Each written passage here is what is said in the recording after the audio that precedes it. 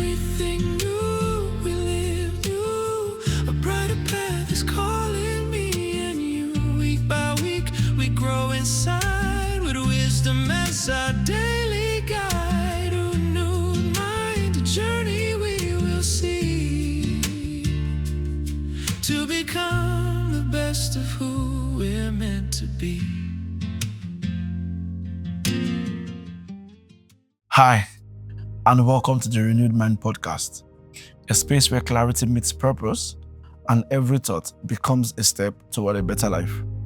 I'm your host, and my name is Tokunbo Akomu, and I'm glad you're here.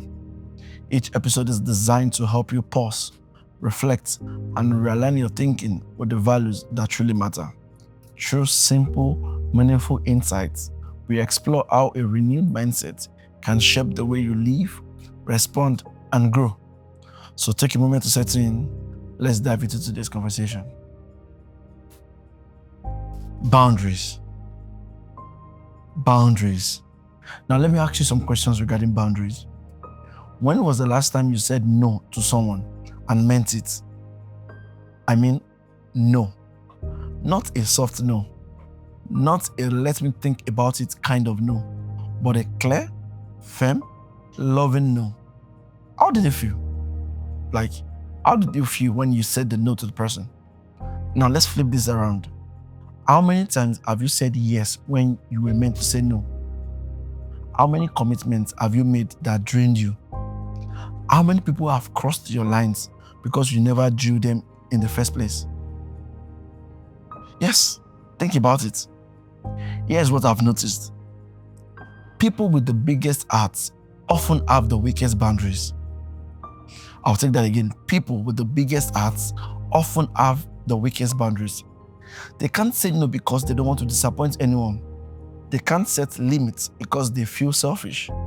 They can't protect their peace because they are too busy protecting everyone else's feelings. And they are exhausted.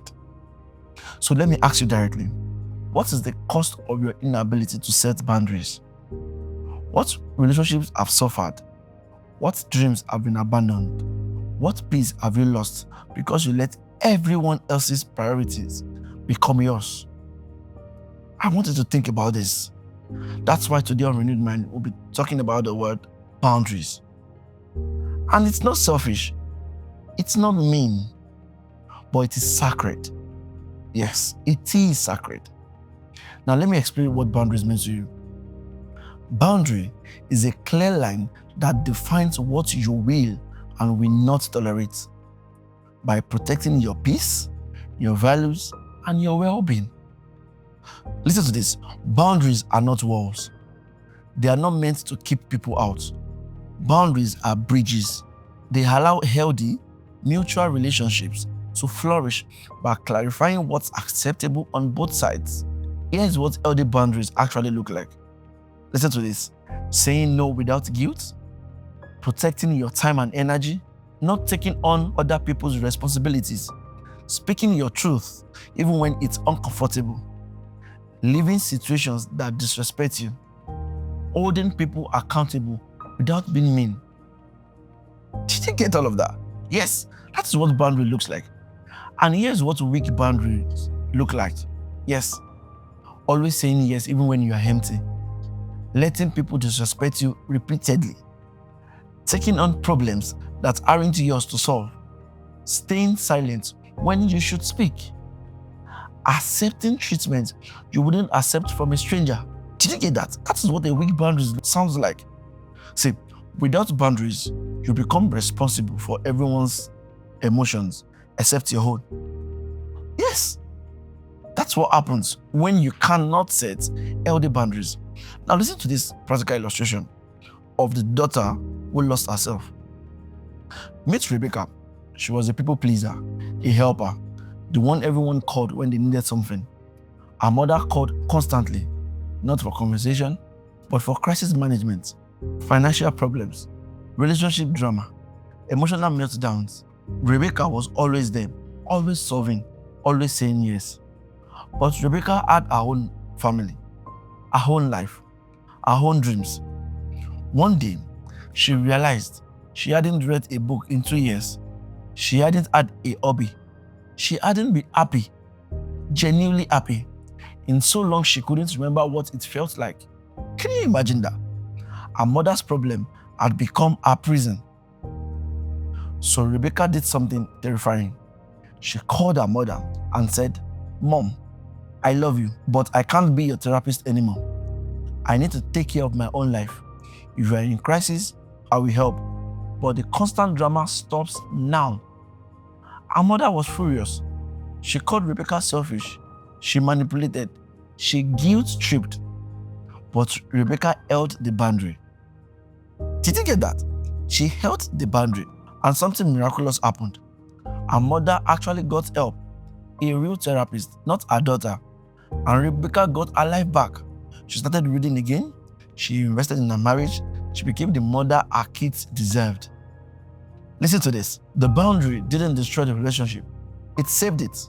But it was built on truth, not guilt.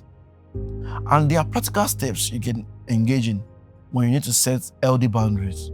Number one is identify what needs boundaries. What area of your life feels out of control? Work, family, relationships, money. You need to identify it first.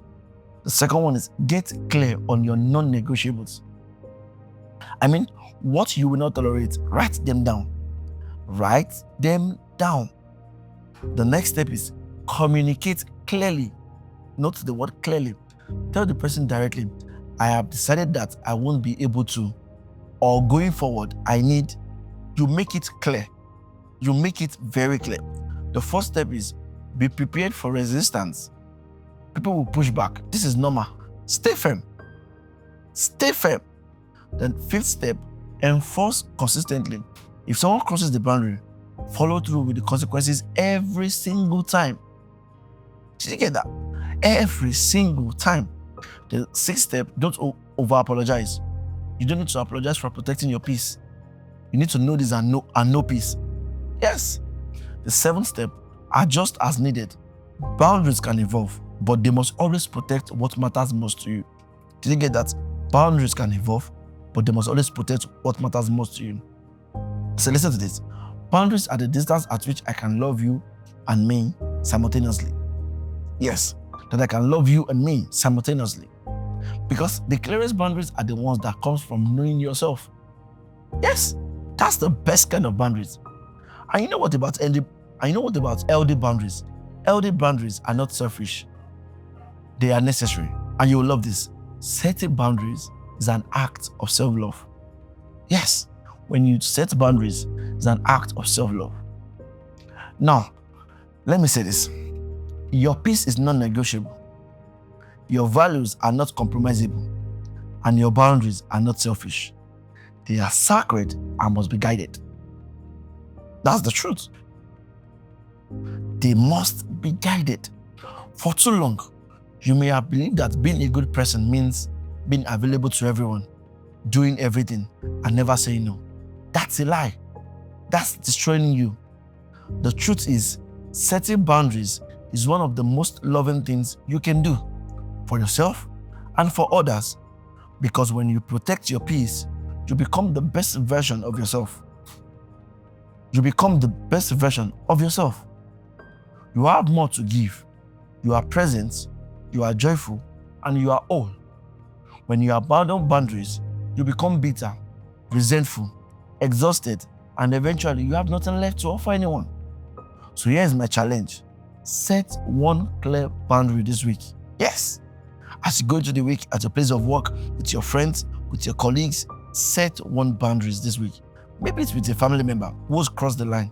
Maybe it's with work. Maybe it's with a friend who drains you. Pick one. Say it clearly.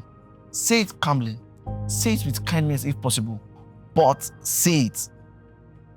Did you get that? Say it and then hold it. Don't apologize. Don't over-explain. Don't feel guilty. Just hold the line. Listen to this. Because the moment you honor your own boundaries, something shifts. People respect you more. You respect yourself more. And paradoxically, your relationships actually improve because they are built on truth, not resentment. So this week, I want you to guard your heart, set your boundaries, protect your peace. I want you to guide your heart, set your boundaries, and protect your peace. And as you do that, I can tell you that the change you desire is about to begin with you. Thank you for spending this time with me on the Renewed Mind podcast. I hope today's episode gave you something meaningful to carry into the week. Remember, renewal starts in the mind, with the thoughts you choose and the perspective you embrace. If you found value in today's episode, be sure to follow the podcast and share it with someone who needs it too. And as we close, say this with me, that my mind is renewed, that my steps are aligned, that my life is changing, and I become better. Until I come your way again next time, remember it's about thinking new and living new. Thank you and have a good week. Start your Monday with a rising flame, a clearer vision, a higher aim. On every platform, hear the call to stand up stronger after every fall. Renewed mind, we think new, we live new, together finding all that's true. A year of growth, a steady climb, a better